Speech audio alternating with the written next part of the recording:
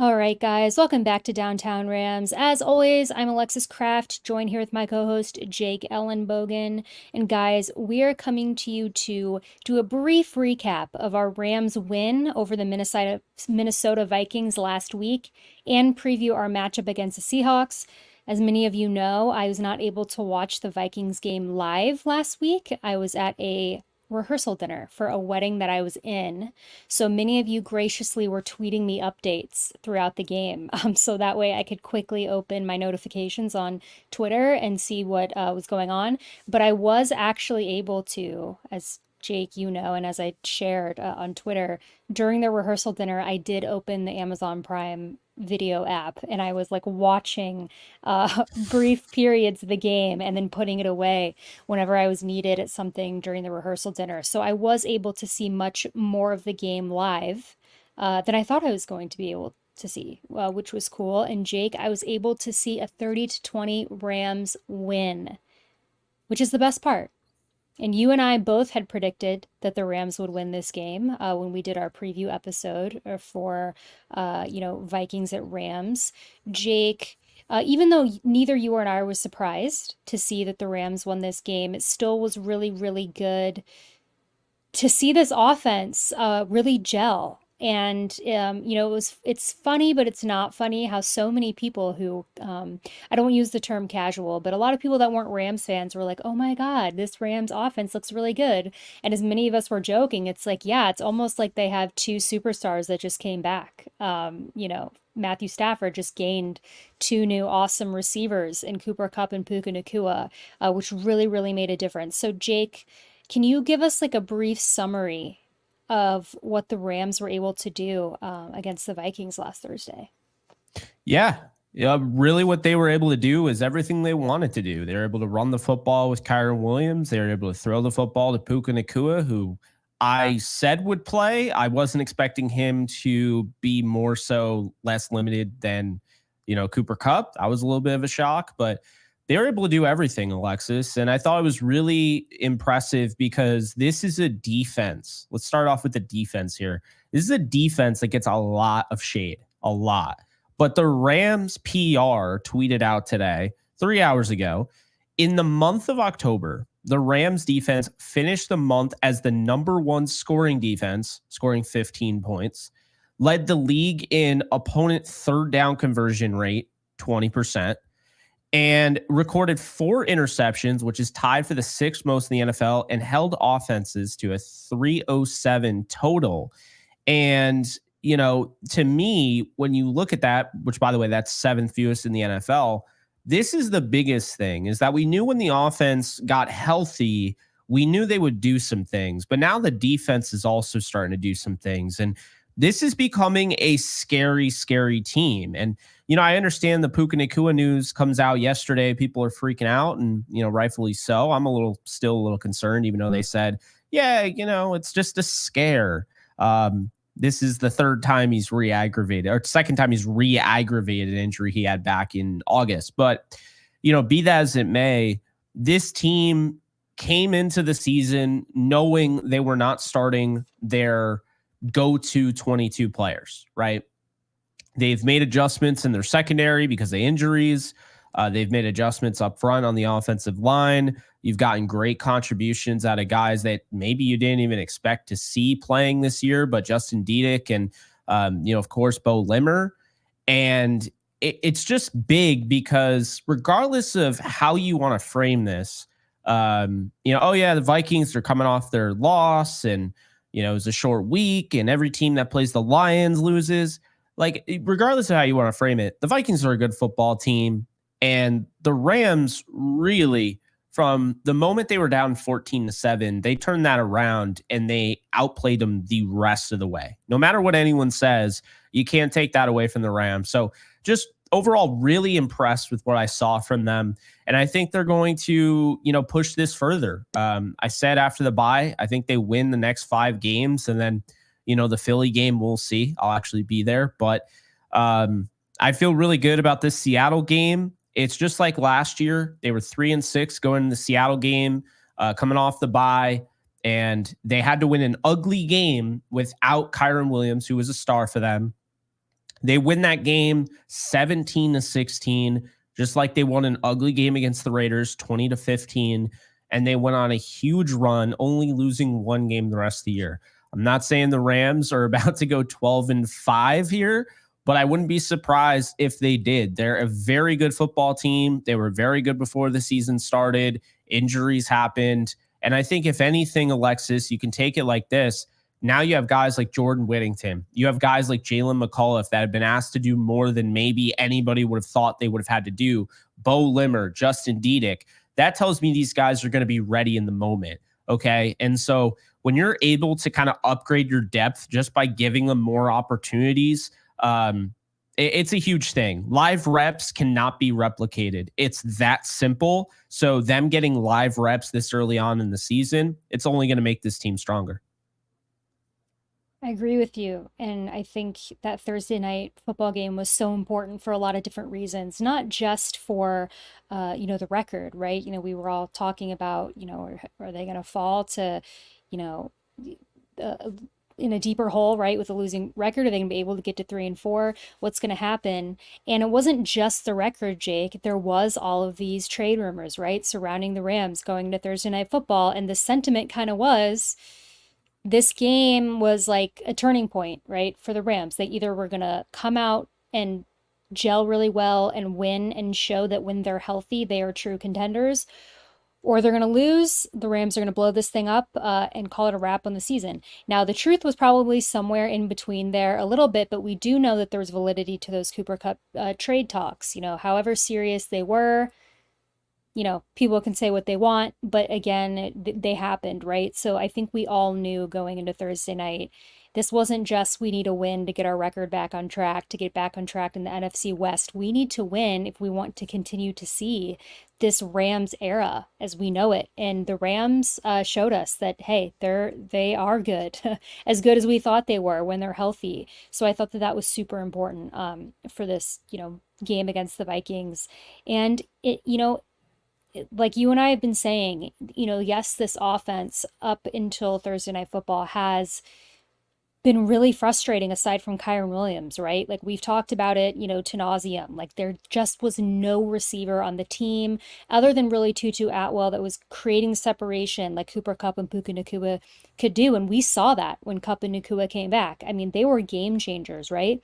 You're able to put them on the field. It's going to ease things up for Kyren Williams. I mean, Kyren was rushed for 97 yards. He was 3 yards away from getting, another 100-yard game. So he still did very well, but you're able to take the pressure off of him when you bring in guys like Cooper Kupp and Puka Nacua. And that also alleviates pressure on Matthew Stafford, right? I mean, he threw for 4 touchdowns. So again, it cannot be, overstated the impact that Cooper Kupp and Puka Nacua have on this Rams offense. So yeah, it was a really, really fun game for Rams fans. Thursday Night Football, prime time, the world gets to see, everybody's watching, and the Rams showed up. So I'm glad that we briefly touched on that, and I'm sorry to everybody that we're so behind in touching on Thursday Night Football. Jake and I our schedules were crazy. Like I said, I was at a wedding rehearsal that Thursday night for a wedding I was in Saturday, and then Jake that weekend had a wedding, so we were like crazy week for the both of us. Out. I know. Well, now that it's hitting November, I mean, I feel like September, October are the big months I typically find for weddings. Not that there can't be some, in November, December, but there's less. So hopefully you and I can get back on the same schedule now as we gear up for the rest of this Rams season. But Jake, I think we should move on. I think we should preview this matchup against our division rival, the Seahawks, on Sunday. I agree. What do you think? Before we get into that, I just want to let you guys know that to today's live stream, which is, I hope to be kind of moving forward, this is the thing because I love doing live streams. And I mean, we're no strangers to going live for 7 hours at a time for the NFL draft. That is very true. So we can do it. But just wanted to let people on YouTube know because we premiere every single pre-recorded show we do on YouTube. And you can go follow me at Jake Ellenbogen. You can follow Alexis Craft. It's on all of our YouTube platforms, including Downtown Rams. We're on Twitter. So we appreciate you. If you guys are new here, be sure to subscribe. If you're on Twitter, you want to, show some love to the channel, come over to YouTube, subscribe. But this is brought to you by Prize Picks. And if you use my code JKBogan, you're going to get $50 instantly when signing up, playing a $5 lineup, whether you win or lose on Prize Picks. You're going to get $50 instantly. So, hey, not a bad deal, right? Check it out. Download the app today. You can mix and match. You got NHL going on as well. You got NBA going on. You had the World Series. That's now over. But you can mix and match. You play up to 2 to 6 players. Their projections, it really works as simple as if a guy has 50.5 as his projection. If you think he's going to have more, you put more. If you think he's going to have less, you think, you have less. And I'll give you a freebie. Okay. Whatever Kyren Williams is at the rest of the week, I would pick more on, because he's going up against a team that is allowing the 3rd most rushing yards this year in the Seattle Seahawks. Furthermore, he's going up against Seattle Seahawks. The last 3 games alone are giving up 180 plus on the ground. So Kyren Williams, I think, is going to have a huge game this week. I think this is his time. You see just kind of the maturation of those two interior offensive linemen, the rookies. You got Justin Diedick, who played really well against the Vikings, and you got Bo Limmer. Of course, you have Kevin Dotson, Alaric Jackson, and Rob Havenstein. But the big thing, Alexis, is they might have Jordan Whittington back.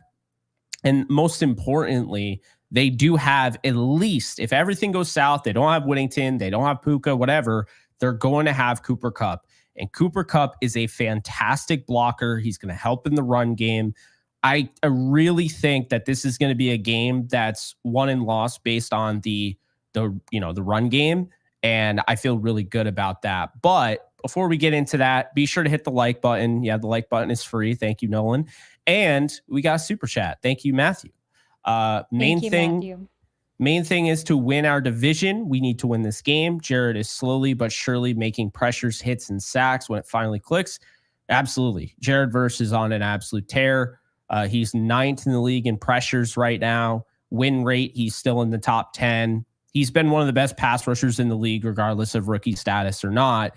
And again, thank you to Matthew for that. But yeah, they have to win. They have to win the division. And it starts with, you already have the tiebreaker right now against the 49ers. That can change. We're aware, Thursday Night Football down the road. But currently you have a tiebreaker of the 49ers. You did not get one against the Cardinals. You need one against Seattle. And you have a chance to, I know Seattle's sitting there at 4-4, Lexus. They did just lose 3 straight. Okay. I know they won that game in there. They did just lose 3 straight before that Falcons game. So they just lost a blowout to the Bills last week. James Cook had whatever he wanted on the ground. I expect that to be the same. I see no excuse Sunday in the comment section. I agree. Feed Kyren the rock. I agree. And yeah, let's start talking about our offense. Jake, going up, against this Seahawks defense. My opinion is the same as yours. I think that they need to run the ball.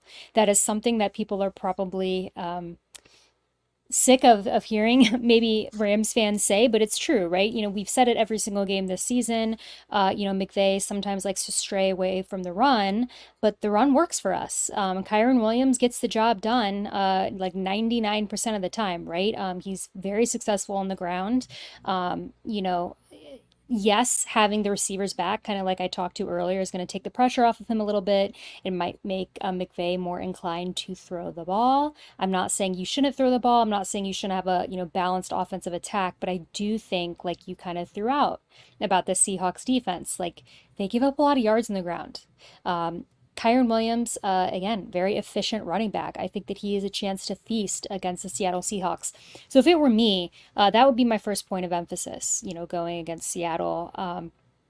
really just give the ball, to Kyron and, maybe get Blake Corum involved a little bit more. We've seen that, the Rams be a little bit more willing to kind of get him involved when they can. But I still think it's going to be, the Kyron Williams show. I think they're going to, feed him the ball as much as they can, or at least I'm hoping they do until the Seahawks prove that they can stop the run game.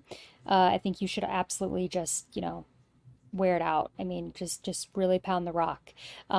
Especially Puka Nacua's out.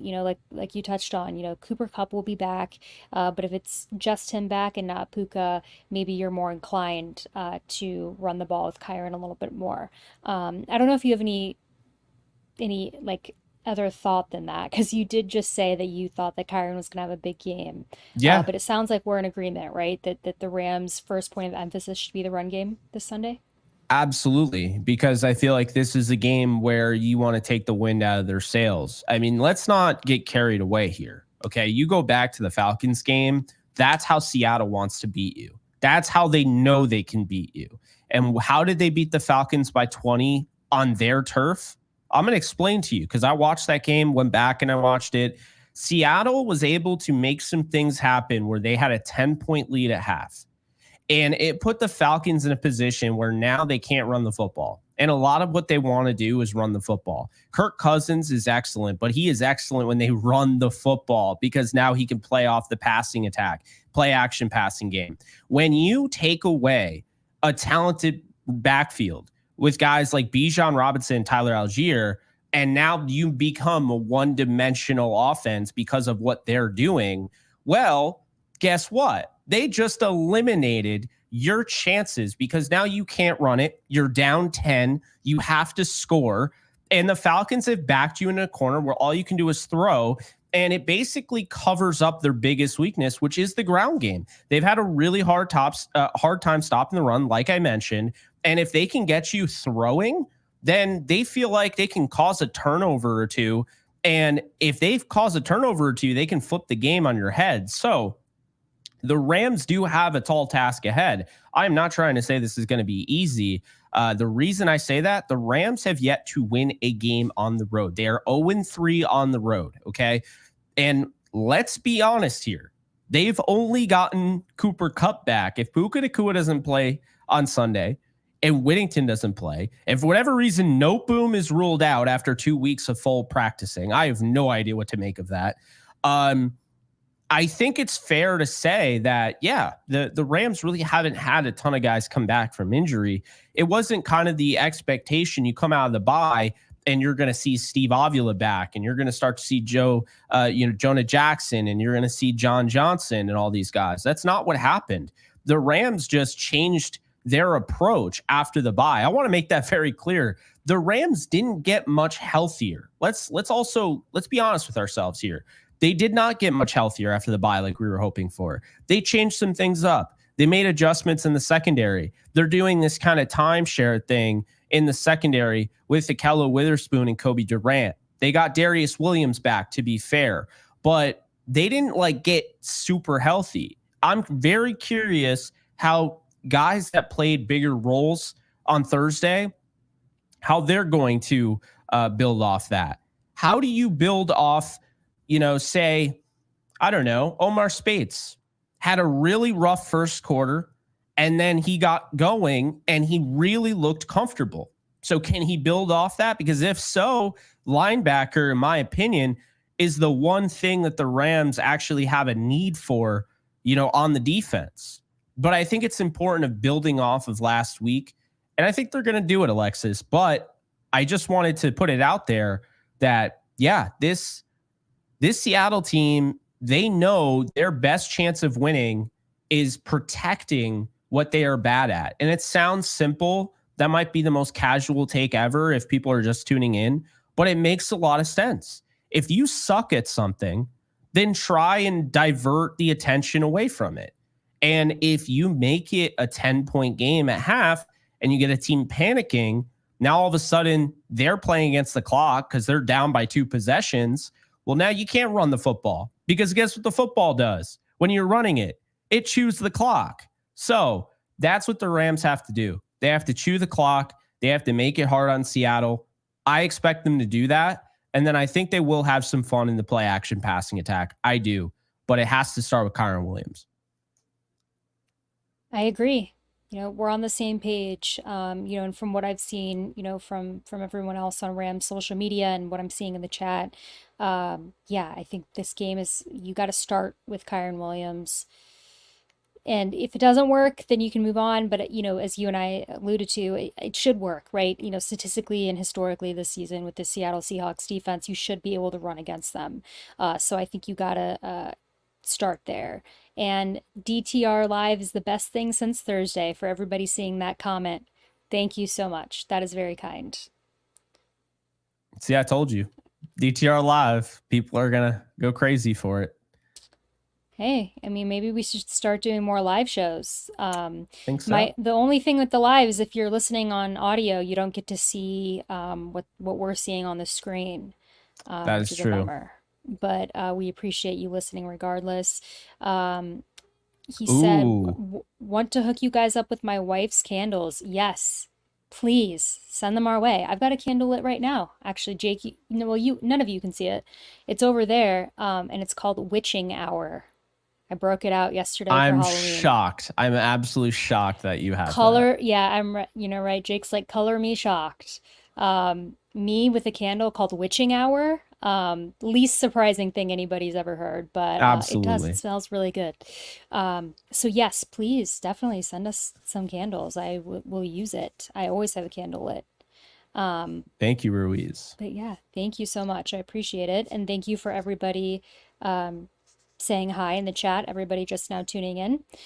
So we kind of just briefly talked about, what the Rams game plan should be offensively. And Jake and I both think that they should run the ball unless it ends up, not working early on. I think, you really got to commit to the run game and you'll have success there. So let's talk about defense, Jake. I want to start this off. We talk about this kind of defensive matchup against the Seahawks offense. The Seahawks are missing a big piece of their offense this week, guys. DK Metcalf is confirmed to be out this Sunday. Jake, he's their wide receiver 1. He's a very good wide receiver. He's very talented. You and I will always have a tie to DK Metcalf. Because the very first draft live stream that Jake and I did together was the year, it was the 2019 draft, where we were watching DK Metcalf fall and fall and fall, and Jake and I were like, do they really care about what was it, like the cone drill? The 3 cone drill. Yeah, I'll never understand it for the life of me. We were like, do these teams care about this much? Like, we were infuriated because we both really liked him, and he kept falling, and of course Seattle got him. So we will always be bonded over DK Metcalf, Jake and I. But he is out, guys. Officially, for anybody who didn't hear that, the Rams will not be facing him, and that's huge. So is Jake, Noah Fant. Oh yeah, Noah Fant is out. Yep. Yeah, that's it. So you lose 2 big time red zone pass catchers. That's not good. And I have to say, because I went on a Seahawks show, and I'll just be honest with you, I really don't think, like, Seattle needs DK Metcalf. Jackson Smith-Njigba is not doing enough. I think people just assume, especially because of fantasy football, we're used to just taking a guy and copying and pasting him into a role because a certain guy's out. Right. And what we oftentimes find out is that actual football and fantasy football are 2 different things. And you can't just take, Jackson Smith-Njigba, who's been the 3rd receiver, playing off of DK Metcalf and Tyler Lockett. While those guys garner attention, you have the path over the middle of the field. You can't just say Jackson Smith-Njigba is really, really good. He'll just take over for DK Metcalf, because I'll tell you right now, it's not that simple. He hasn't been that great. He's been solid, but nothing to garner, Ohio State wide receiver stuff, right? He hasn't been Garrett Wilson, right? He just hasn't. And so obviously, since he hasn't been on that level, and you have the Rams secondary playing the way they are, and to be fair, the Rams have some cause for concern. I mean, Neville Gallimore's out, so that hurts the defensive line depth a little bit there. And then, I thought this one was a little surprising. Cam Curl, questionable, still with that knee. Okay, he came back to play in that game against the Vikings, but was limited all week in practice. I hope he plays, because if he doesn't, it means we're going to see Cameron Kinchins. I like him a lot long term, but I just don't think he's ready. I don't think he's ready based on what I've seen. So, yeah, I think, and we didn't really talk about the Rams injury report, but Ethan Evans is out. So I do think it's important here to realize the Rams might have to be extra aggressive in this game as well. Because everyone focuses on when a punter's out. First thing I think of is, who's going to punt? First thing I think of is who's going to hold for the kick. Yeah. He missed. Yeah, that's what a lot of people don't realize. Cardi missed a kick because of a bad hold, right? That happens. That's a real thing. So that's concerning. They added 2 guys to the practice squad, punters. I don't know anything about either of them, to be honest with you. But I'm concerned about this being a close game, needing field goals, not having that communication, chemistry, that, ability to gel with this brand new holder, and Cardi missing a field goal because of it. I'm hoping to stay out of a close game for that reason. I also think it kind of changes the tide here in circumstances where they're like, Ethan Evans was an absolute baller against the Vikings, right? He was great. He flipped the field. So if you don't have that, and now you're relying on 2 punters who were available this late in the season, right? One of the 2. I think they're probably not going to elevate 2 punters, but one of the 2 punters, right? If that's the case, Alexis, I'm probably going for it on 4th and short more often than not, if it makes sense. If you're close to midfield, I'm probably rolling with that, because I'll tell you right now, that could be a problem in a close game. It absolutely could. Puka Nacua hasn't been ruled out, for those of you in the comment section that were asking about him. He's questionable. Charles Woods, the cornerback, is questionable. He plays predominantly special teams. Jordan Whittington's questionable. Cam Curl, like I mentioned, is questionable. Noteboom, Evans, and Gallimore have been ruled out. So that's the injury report for the Rams. Yeah, I think, when you have the punter out, yeah, I mean, you hope you're in a situation, you hope you're in a situation, I guess, regardless, where you don't have to punt that much, right? Well, yeah. But now you have to, you have to take into account these other things, such as the holding. Again, I think it's just another reason why you hope to get ahead early. I mean, you hope to, score early and often, right? And then you can see right away, okay, maybe you score 2 touchdowns and each time it goes poorly, with a Cardi kick because of the hold or whatever. So then, okay, going forward, we're just going to go for 2 points every time after we score. So you want to figure that out in like the first and second quarter, and probably you don't want to put yourself in a situation where you have a close game and then it's like the end of the third quarter, the fourth quarter, and now you're finding out what's going to happen if you need to rely on, your punter or, a hold for a kick, right, for a field goal. So I think it definitely, having Evans out is an indication to me, if I'm the Rams, like we need to be aggressive really early. Like the best case scenario in general, but specifically for this game, is just score early and score often, and figure out how that's gonna, work and what that's gonna look like early on. But yeah, I think it's always a huge loss to lose, a reliable punter. Yeah. So it is something that the Rams are going to need to obviously have on their radar going into this game. I hope that, like I said, I hope it ends up not being a situation where we are relying too much on a newly activated punter, but it's something to look out for. So, and like you said, I'm looking in the chat, guys. Yeah, Puka's questionable. I know some people thought he was ruled out. He's not been ruled out. He just didn't practice today. So today's Friday. Sean McVay said he kind of I wouldn't take too much stock in this, but he kind of was leaving it like very ambiguous on if Puka would play Sunday. So my advice, guys, if you have Puka on your fantasy team, have another receiver playing in that second game slot. So that way you're not waiting up until game time thinking Puka's going to play. Like have somebody ready that you feel comfortable replace. Like I really don't know if Puka's going to play or not. Jake, I'll be honest, if it was me, I probably wouldn't play him. Like if he tweaked the knee, I'm I would probably holding him out against the Seahawks and then I put him in hoping he's uniform. 100%. I put him in uniform. If you need Yeah. him, you need him. I would do it kind of like how they did it with Jordan Whittington. But I'm not trying to rush him in. Like if this game ends up being close and you need a big time play on third down or whatever, okay. The problem is, I know a lot of people will say use him as a decoy, right? And that's what I thought they were going to use him as against the Vikings, which would have helped. But at the same time, the whole point of using him as a decoy for me against the Vikings and how I felt like that's how they would go about it. The reason is because if he plays, he's had no practice time going into that Vikings game, right?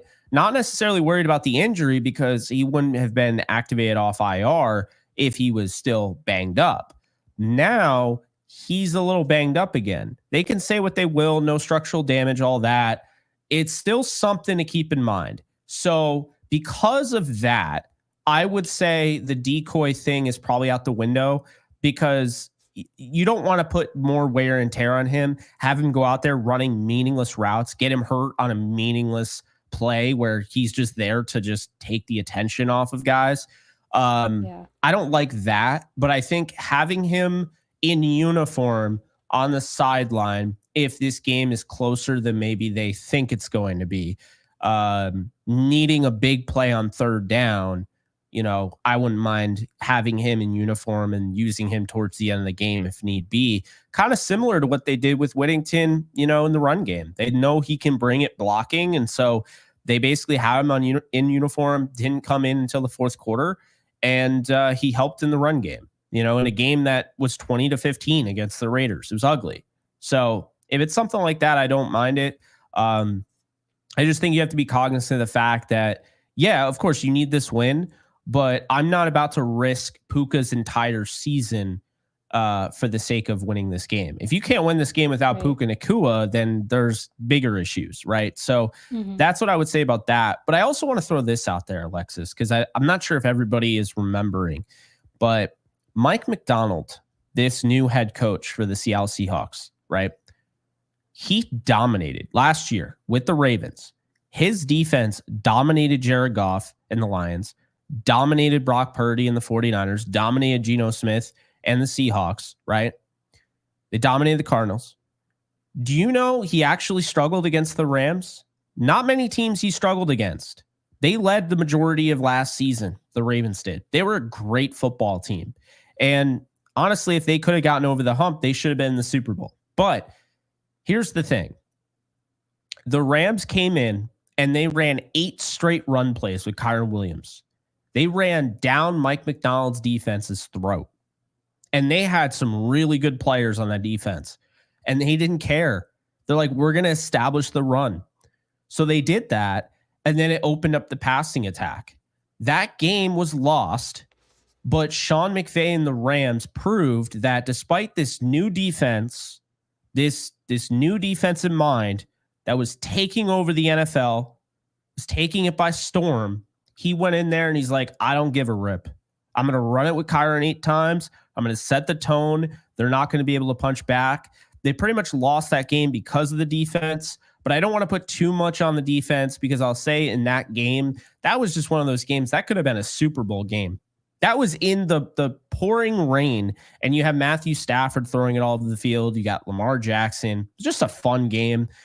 Hated the way it ended, obviously, in overtime on a punt return, but that was their only loss the entire year. So I look at this game. I look at the way Sean McVay, kind of navigated his offense against a Mike McDonald defense that, let's be honest here, the supporting cast that he was working with on the Ravens was a lot better. And he did all he did, last year. I expect him to be more of the same. And by the way, they went on the road and played Baltimore in the pouring rain. So it wasn't one of those games where, oh, they were in the comfort of their own home. No. So I think they're going to have success. I do. And, some people would probably say, well, McDonald has seen the Rams offense. He has experience. He can learn from that. He can, make adjustments. And that's also true. But when push comes to shove and I'm deciding between McDonald or McVay, I'm going to take the McVay. I'm going to take the Mick that's won a Super Bowl and is feeling really good right now. And the Rams got the momentum and Seattle doesn't. Desperate teams are scary, but when you start having a team like the Rams have already faced adversity and are starting to turn a corner, that's scarier. Well, I want to get into our score prediction and our game predictions, but one last thing I want to talk about because I'm seeing this talked about in the chat is the inside linebacker situation. A lot of people are wondering, what that's going to look like Sunday against the Seahawks. So, what do you guys, or Jake, I should ask you directly. I mean, what do you think? I mean, I don't know. I mean, I think this linebacker situation has been frustrating for Rams fans. I'm putting that politely. I think the loss of Ernest Jones, I'm seeing a lot of chats in here bringing up Ernest Jones and just frustration right now. And I guess, Jake, the question from what I'm deciphering is, what do you think that combination is going to look like on Sunday? And do you think there's any developments there? Yeah, I think this Sunday, Christian Roseboom's going to get the start. The green dot is going to be Quentin Lake. Quentin Lake, by the way, like before I get back into the linebackers here, I think he's going to get extended. He is playing his way into being a key cog of this team. And him taking on the green dot just tells you all you need to know about how this coaching staff feels about Quentin Lake. He is becoming a secret superstar in the making in LA. But I know we're so shocked. You and I both wanted the Rams to draft him even before we interviewed him. But anyway, we interviewed him twice. If people don't remember, we had him on our show as a prospect, and then we had him on again after the Rams drafted us, and we were, hyped. But sorry, continue. And he played college ball in LA. Mm-hmm. So, anyway, so the linebackers, Christian Roseboom will start. I think what the Rams want to do is they want to utilize these guys to the best of their ability, based on, the kind of situations they're in. So if they're running a base 3-4 defense, they're going to have two linebackers, right? And you're probably going to have one guy in Roseboom has experience in coverage. I'm not saying he's a great cover guy. You don't have a lot to work with right now, right? Then you're probably going to have Omar Speights next to him. On obvious run plays, I think if you're going to have a linebacker in there, it needs to be Omar Speights. But what's intriguing is we've seen them. They've been using 3 edge defenders on the field at the same time, that cheetah package with Mike Hoyt and Byron Young and Jared Verse. They've also used 6 DBs. So they've mixed things up. And it's a credit to, Chris Shula and company for actually making these adjustments and, kind of turning the tide.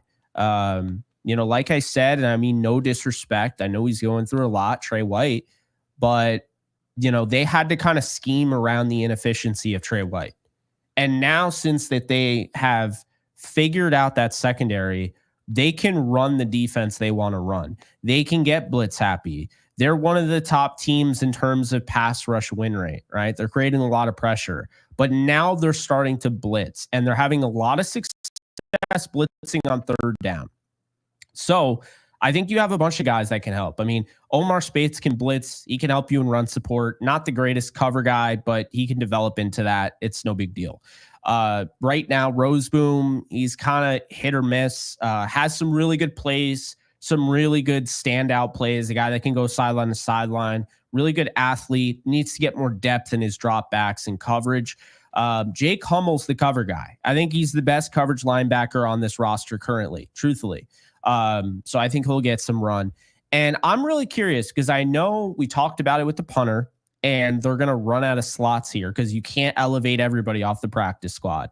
But I'm very curious if Tony Fields II, who they signed to the practice squad, who I really liked coming out of college, I'm really curious if he gets an opportunity. He only played one game, 14 snaps against the Cowboys week 1 for the Browns, gets hurt, and he's on IR. They had all sorts of guys. They go out and get Jordan Hicks in the offseason, Devin Bush. You got Jeremiah Owusu-Koramoah.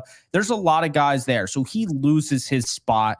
They have him on IR. They cut him from IR. The Rams picked him up. He actually, 3 days before the Rams picked him up, he actually had a workout with the Ravens. Okay, so clearly there were other teams interested in him. I think this is somebody who, if he gets a chance to start, could be their best linebacker on the team.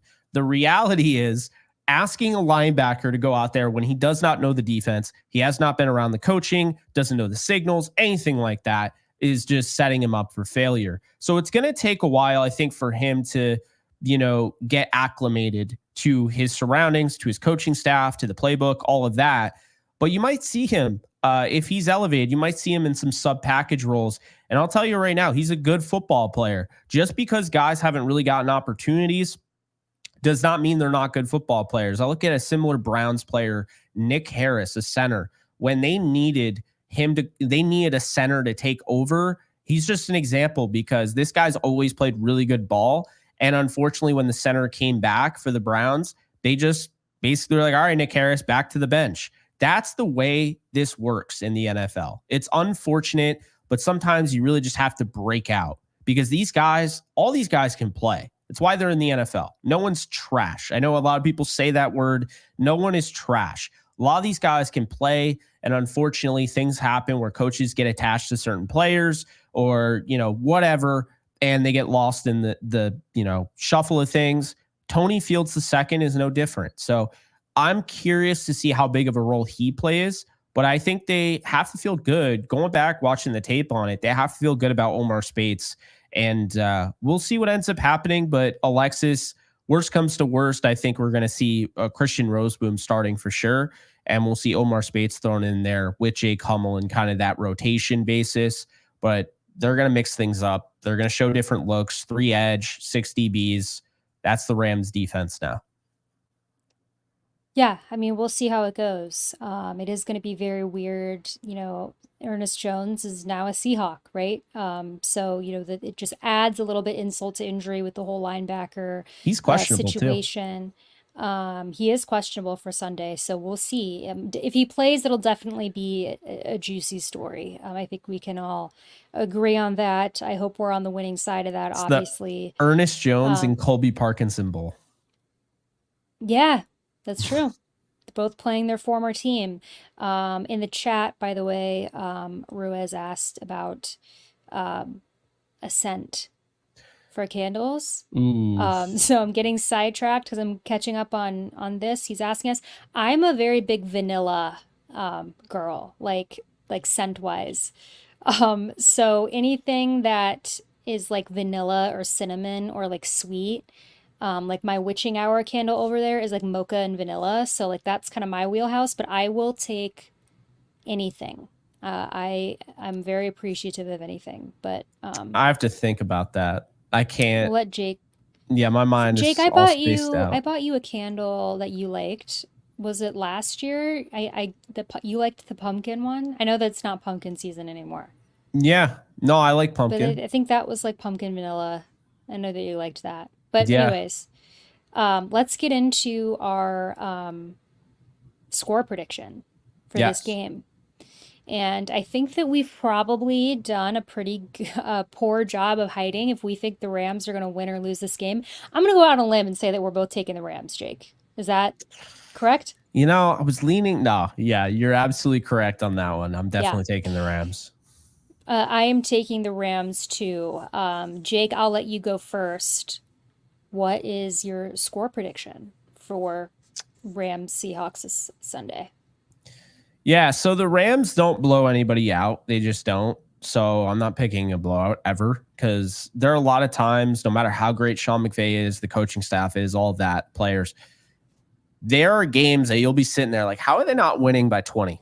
And it's a 3-point game. So I'm going to say they win 30-20. Same exact score as last week. I just feel like the Rams are going to start to kind of hover around that 30-point mark now that their offense is getting back to where it was.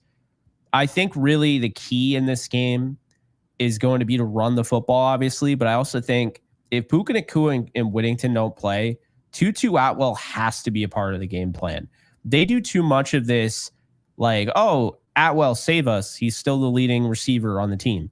And then as soon as they get their guys back, they're like, we're good. You get 9 snaps total. And I think he needs to be more of a part of this offense, especially if Whittington's not playing. But you did, to be fair, you did get Demarcus Robinson going last week. I think a lot of that had to do with the attention on Puka Nacua and Cooper Kupp. But yeah, I think it's going to be 30-20. And I think that the Rams defense is going to get after Geno Smith. He's had a great year. I don't think Geno gets enough credit. The offensive line has been atrocious, and they haven't really continued to run the football. So when they're not running the football, the offensive line's bad, no DK Metcalf. You're asking a lot of Geno Smith, who I think is leading the league in passing right now. If not, he's one of the top passers. They have just had him throwing all over the yard. I think that's what the Rams would prefer them do, instead of having, somebody like Kenneth Walker run all over them. So, yeah, I think the Rams win 30-20. So I have the Rams winning 28-17. So that's kind of, I guess, in a similar wheelhouse to what you have. I originally was actually going to say 31-17, but then I was thinking about it and I was like, maybe that's a little ambitious. I'm not sure, because like you said, the Rams don't really blow anybody out. I do think that the Seahawks, have maybe an underrated offense. I mean, they're missing DK, right? So we talked about that earlier. But I think that they're going to still be able to, have some success. And whenever you play division rivals, you typically, I think, play better. It just seems like the NFC West, when they play each other sometimes, can show some sparks that they don't show otherwise, right, in some other games. So, Yeah. I don't think it's going to be a blowout, but I do think the Rams are going to get the better of the Seahawks. If it ends up, a blowout on the Rams end, I wouldn't be surprised, but it just, I can't in good faith predict that. I don't think that that's what's going to happen. So you heard it, guys. Jake and I are both predicting a Rams win this Sunday. Now, whenever we close the show, we each give 3 predictions, like 3 game stats. Semi-bold, I should say. Jake, I'll let you go first. Give us 3 game predictions, stat lines, for this game against the Seahawks on Sunday. Yeah, just want to give DJ Fono a shout out for becoming a member on my channel. Appreciate you. Shout out. Yeah, so the first stat prediction, and I'll try to be creative here because I don't want to steal Alexis' thunder and I don't want to have any repeats. So let's start off by saying this. I think a lot of people were a little concerned about the way Cooper Kupp looked on Thursday. He looked more limited than Puka Nacua. Well, I think that mini bye week is going to do wonders for him. So I think he goes over 120 and catches 2 tutties in this game. So that's like all in one prediction there. Number 2, last time the Mike McDonald, whatever, the team that Mike McDonald was on, last time they faced the Ravens, there was a player that came away with a huge interception. That was Ahkello Witherspoon. I think he gets one in this game. And number 3, I'm going to say last time he got a shot, well, not last year, but he got a shot in Seattle in 2022, I believe. Yes, 2022. And it was actually the last game Jalen Ramsey played with the Rams. That's kind of depressing. But in that game, Quentin Lake had a pick that he dropped. I think he gets one in this game. I think Geno's going to throw 2 interceptions, one to Kello, one to Q, and of course, I think, Cooper Kupp goes for 120 and 2 touchdowns. I like it. Love to hear it. My first prediction is going to surprise nobody, but I've hit this one, before. Is I think Kyren Williams 2 touchdowns. I think it's just the writing is on the wall. I don't think it's bold at all. We just talked about it earlier, how the success that running backs have against the Seattle defense. And I think that, just based on the momentum that Kyren has and how good he's been playing, this could be a very big game for him. So I think, you're going to see 2 rushing touchdowns from Kyren Williams. And he didn't get a rushing touchdown last game. He got a receiving one. So that's new because, you put Kyren in the red zone, he's a touchdown machine, as everybody says. So, yeah, I think that's like my safest Did you see how he prediction. scored that, by the way? Mm-hmm. I That did. he is, and I know it was designed, like Sean McVay comes out and that's how it was designed, but not every running back in the National Football League is going to be able to do that. Okay. That's a really, really tough play because for those of you who don't know, he went in between the edge rusher and the left tackle, right in between that. And then it gives him that release, which is basically a free release because it's a quick slant over the middle. And now because his release goes through an engagement, it's hard for a defensive back to pick that up and be like, oh, and then all of a sudden, what do you see? Well, this is why I love going back and watching tape, because if you watched on TV, you just say, like the Vikings fans are probably like, why the hell didn't they cover Kyren Williams? Why is he wide open in the end zone? That's why. And that's why he plays. He's very, very smart football player. He is. Yeah, that's pretty crazy. And it's funny because in order to do that play correctly, you have to be fast, right? And everybody, their whole thing with Kyren is, oh, he's not, but he's not a fast running back. It doesn't matter because that is insanely fast. In order to cut between the tackle and the defender, like you have to be agile, right? That's a certain type of quickness. That is so skillful that you don't see many running backs do that. I mean, it's almost like watching a superhero with like some type of like, I don't know what word I'm looking for, but it's like supersonic, really fast reaction that he had. So that was really, really cool, to watch that on because I didn't notice it live at first either. It was the replay. I said, wait, did he just go between the tackle and the defender? Like that's insane. So also shout out to Tyrone in the chat, super chat, and he said, should we put Puka on a snap count? Which I think yes, if he plays, in my opinion. Yes. Just because I don't think that this is the game to risk it. We kind of talked about this a little bit earlier. I was like, just don't play him if he's aggravated at all. But Jake was like, suit him up and have him on the sideline. So those are our kind of 2 schools of thought. Jake, I don't know if you want to elaborate on that before I that's my predictions. That's pretty much where I'm at. I think you got to give him, a snap count. He got banged up a little bit in practice. Don't go over the top. It's that simple. You got away with this one. They said that he dodged a bullet, whatever, just a scare.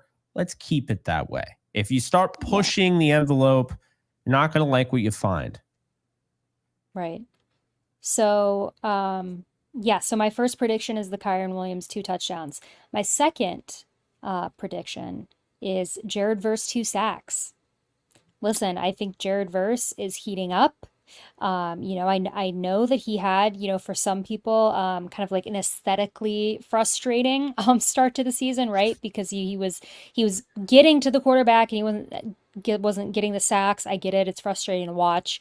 All the pressures, all the amazing things that he's doing. The reason that he is like the basically front runner right now, I think, for defensive rookie of the year. If not, if he's not the front runner, he's one of them. I haven't checked, the odds, in the past week, but he's insane, like with the pressures. And I think we're starting to see, he's kind of starting to put it together a little bit. I think he's going to continue doing that this week. I think he's going to get 2 sacks against Seattle. It's going to be really fun to watch. So that's my second prediction. My third prediction, Jake, and I don't have a specific player, but there's just something in the air. I think that the Rams are going to get a pick six. It feels right. Sorry, Geno Smith, but I think you're going to throw a really, really bad interception against this Rams secondary, which is heating up as of late. Maybe it'll be like Kobe Durant. I think that, it could be Witherspoon. But there's just something about the vibe going into this game, this young defense. Yep, I just saw it on the screen. I say Kobe Durant interception.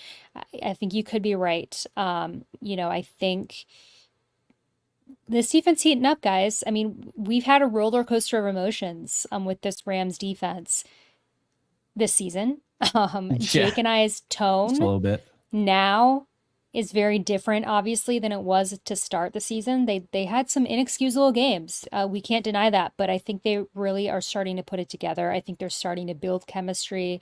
I think everything is starting to fall into place. So yeah, I think that the defense is going to have a good game against Seattle. And yes, not having DK Metcalf in there is probably going to affect the Rams secondary in a positive way. So we'll see. But yeah, those are my three predictions. I like mine. I like Jake's. I hope that we're both right about the Rams getting a win this Sunday. Jake, it's a division game. We weren't going to punt anyway. Oh, yeah. We weren't planning on punting anyway. So hopefully that doesn't matter as much as it could matter, because Evans is very skilled at what he does. But yeah, let's see, Jake, any closing thoughts on this game versus Seattle before we get out of here? So I'm going to start a new thing here on this show. Okay. Especially if we're going to do live. I want to poll everyone in the chat who is going to be, and we don't need to know the results. We'll just see a bunch of people. Everyone in the chat that's still here, drop who you think will be the player of this game for the Rams against the Seahawks. Drop it below, and we'll highlight a bunch of them to end the show. Yeah, we'll give you guys 60 seconds. 60 seconds. You guys drop who you think is going to be the star of this Rams game. We see some cups. We see some verses. Durant, Kyron Williams, V8, Jared Verse. A lot of Stafford. I'm trying. A lot of Cup, a lot of Durant. I'm trying to get all of them. I'm going to miss some because, oh, wow, you guys are awesome. So many. We got a Rose Boom. We got another Jared Verse. Kyron, Matthew, Tutu. Jake's throwing them on the screen. I'm reading them for the people listening just via audio. Lake, Demarcus Robinson, Puka, Tutu, Cup. A lot of Cup. Myron. Cup is very... I know who that is. That's supposed to say Kyron. Jared Verse, we got a Blake Corum. A Hunter Long. Brandon Frisk. Oh, man. Stafford. A lot of Matthew Stafford. All of them. All of the players are players.